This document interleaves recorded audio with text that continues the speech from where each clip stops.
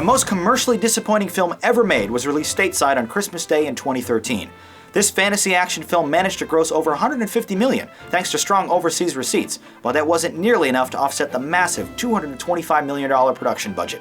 Inherently, that's the biggest reason good movies fail. It's not that they're unable to tell an interesting story or earn money, it's that they spend an unrecoverable amount of cash doing so. And also, unfortunately for 47 Ronin, stories involving ancient Japanese culture rarely draw much attention. Despite these insurmountable budgetary issues, the PG-13 rated picture itself is actually a really fun adventure with excellent production value. The 118-minute narrative follows a band of samurais who reject their dishonorable banishment to avenge the death of their former master. This is the 7th cinematic adaptation of a true story involving 47 leaderless samurai, but Carl Rinsch's directorial debut is the first from Hollywood. Despite its uniqueness, the story is still rife with familiar beats, including many instances of classic Japanese tradition obfuscating common sense, which makes the quest that much harder for our heroes.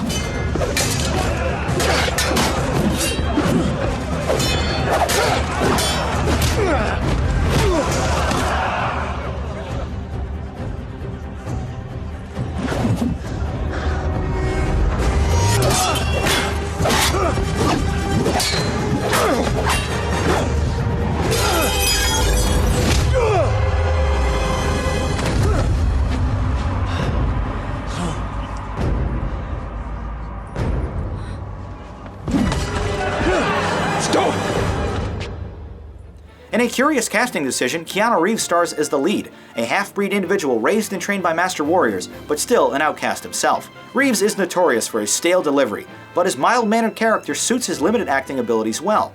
The talented supporting cast includes many Asian actors who typically get typecast for these sorts of roles, but they all do a splendid job, especially Hiroyuki Sanada as the lead Ronin, who carries the bulk of the picture's emotional arc with his measured discipline. Motivating his troops before battle, he sternly reminds them, when a wrong is unavenged, the heavens look down on us in shame. The large-scale period drama is brought to life with absolutely gorgeous camera work, showcasing the lush beauty of early modern Japan with careful dolly moves and detailed close-ups. A fierce ambush scene is stylistically shot amongst burning fires and flying arrows, with all of the swordplay action supported by an intense score from Ilan Eshkeri.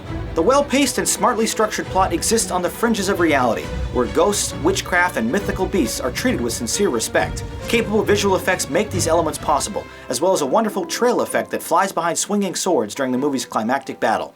Although it isn't particularly memorable, this is an entertaining experience that ultimately wins points for its unconventional ending. 47 Ronin may not have been able to overcome its awful financial difficulties, but it's still an ambitious film worth seeing at least once. I thought it was good.